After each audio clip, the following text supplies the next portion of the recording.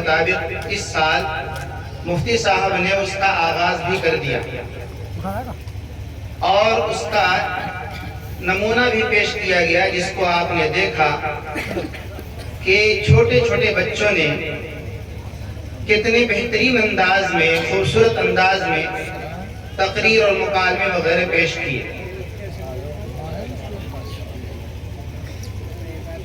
یہ جو English medium school جو چل رہا ہے مدرسے کے اندر، مفتی صاحب نے شروع سال سے قہقر سے بھی رابطہ رکھا ہے اور ان بچوں کے امتحان کے لیے اور ان کو دیکھنے کے لیے کہ وہ کس طریقے پر چل رہے ہیں، قہقر کو بھی کئی بار مدعو کیا اور میں نے خود آ کر کے مدرسے میں دیکھا کہ طلبہ کس انداز سے چل رہے ہیں۔ مفتی صاحب نے ایک رجسٹر بھی پیش کیا پہلے امتحان میں کہ ابھی جو بچوں کے اندر کمیاں ہیں اس کو رجسٹر میں ابھی لکھ لو کہ ان کے اندر کیا کمی ہے اور اس کمی کو کیسے دور کیا جائے۔ پھر مفتی صاحب نے 2 مہینے کے بعد، 1 مہینے کے بعد پھر ایک اور ٹیسٹ رکھا اور اس میں پھر ہم کو بلایا اور جو پہلے مہینے میں جو استاد آئے تھے ان کو بلایا، یہ کہا کہ جو رجسٹر آپ نے پچھلے مہینے بنایا تھا اس میں جو کمیاں تھیں وہ 1 مہینہ پہلے کیسے تھے اور آج کہاں پر کھڑے ہیں، کچھ فرق ہے یا نہیں ہے، اس پر آپ تبصرہ لکھیں اور اپنا تجزیہ پیش کریں۔ دوبارہ اس کو اس طرح کیا گیا، گویا کہ مفتی صاحب نے شروع سال میں جو اس چند بچوں کو لے کر کے انگلش میڈیم اسکول جو قائم کیا اور اس کو اس کی بھرپور نگرانی کی ہے، یہاں تک کہ روزانہ ان طلبہ سے بات کرنا، ان سے پوچھنا، اسی طرح سے ہر مہینے ان کا امتحان کر کے ان کا جائزہ لینا کہ وہ کہاں تک پہنچے ہیں، یہ ترقی کی بہت بین دلیل ہے کہ مفتی صاحب مکمل اس کی نگرانی کر رہے ہیں اور ماہر اساتذہ کرام سے مفتی صاحب نے اس میں خدمات لی ہیں۔ اب ہمارا اور آپ کا فریضہ یہ بنتا ہے کہ ہم مفتی صاحب کا ساتھ دے کر کے اس سلسلے کے ساتھ جڑے رہیں۔ جو لوگ کوئی کام شروع کر کے اور ہمت ہار کر کے اس کام کو چھوڑ دیتے ہیں یا وہاں سے نکل کر کے کہیں اور کوئی اور راستہ اختیار کرتے ہیں تو پھر وہ پریشان رہتے ہیں۔ ہمیں اس سلسلے کو اور مضبوط کرنا ہے۔ آپ کو بعض مرتبہ یہ راستہ نظر آئے گا کہ بہت بھیڑ بھاڑ کا علاقہ ہے اور یہاں سے ہمارا گزرنا مشکل ہے، لیکن جب آپ اس راستے پر چل دیں گے تو آگے خود بخود راستہ بنتا چلا جائے گا اور آپ اپنی منزل تک پہنچ جائیں گے۔ اس لیے میری تمام حضرات سے بھرپور اپیل ہے کہ بہت اعتماد کے ساتھ اور پورے یقین کے ساتھ اپنے بچوں کو اس انگلش میڈیم اسکول اور جو مدرسہ بھی ہے اس کے اندر داخل کرائیں تاکہ آپ کے طلبہ کو، آپ کے بچوں کو اچھی تعلیم مل سکے۔ اسی کے ساتھ ساتھ ہماری طلبہ کے اندر ایک چیز اور یہ ہونی ضروری ہے کہ وہ معاشرے کے مطابق ان کی نفسیات کو ترقی ہو اور ان کو ڈیولپ کیا جائے تاکہ وہ لوگوں کے ساتھ رہنا سہنا سیکھیں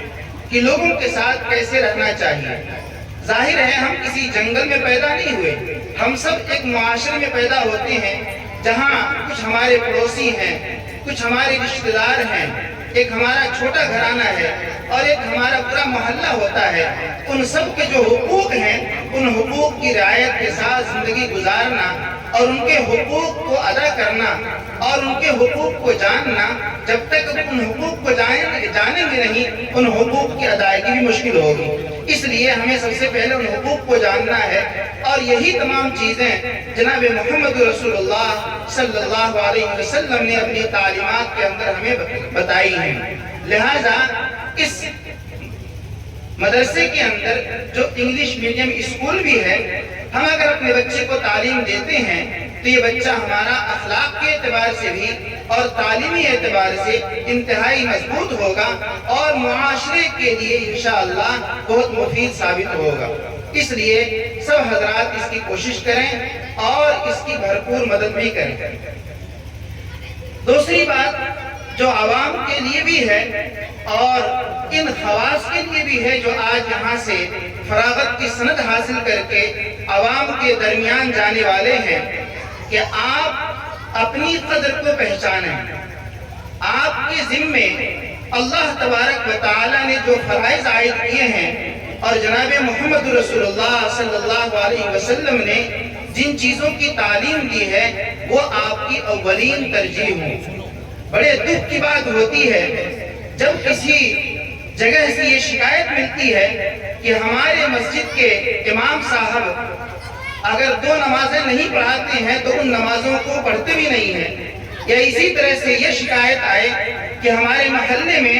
جو طلبہ دارالعلوم وقف میں یا دارالعلوم میں یا دیوبند میں پڑھتے ہیں کسی ادارے میں، اور جو مفتی ہو کر آئے ہیں ان کی نماز چھوٹ رہی ہے، وہ فجر کی نماز میں مسجد میں نہیں آ رہے ہیں یا جماعت سے نماز نہیں پڑھ رہے ہیں۔ آپ کے سامنے کیا تقریر کرنی کہ اقامت صلاۃ کا کیا مفہوم ہے؟ افسوس کی بات ہے کہ آپ اپنے معاشرے میں رہتے ہوئے فجر کی نماز میں سوتے رہ جائیں یا دیگر نمازیں آپ گھر میں ادا کریں، یہ بڑے دکھ کی بات ہے۔ آپ کو تمام نمازیں اپنے قریب کے اپنے محلے کی مسجد میں باجماعت ادا کرنی چاہیے، اور اسی طرح سے نبی اکرم صلی اللہ علیہ وسلم نے جن سنتوں کو سنت مؤکدہ فرمایا ہے ان کا بھی اہتمام ہو۔ اکثر یہ دیکھا جاتا ہے کہ ظہر کی سنتیں لوگ نہیں پڑھتے ہیں، پہلے کی سنتیں بھی نہیں پڑھتے اور بعد کی سنتیں بھی نہیں پڑھتے ہیں، اس میں بھی کوتاہی پائی جاتی ہے۔ یہ تمام چیزیں آپ جب عوام میں رہیں گے تو آپ یہ سمجھتے ہیں کہ عوام آپ کو نہیں دیکھ رہی ہے، حالانکہ عوام آپ کو دیکھ کر کے اپنی زندگی کا راستہ طے کر رہی ہے۔ اللہ تبارک و تعالی ہم سب کو علم کے ساتھ ساتھ عمل کی توفیق عطا فرمائے، اور ہم سب کو محض اپنے فضل و کرم سے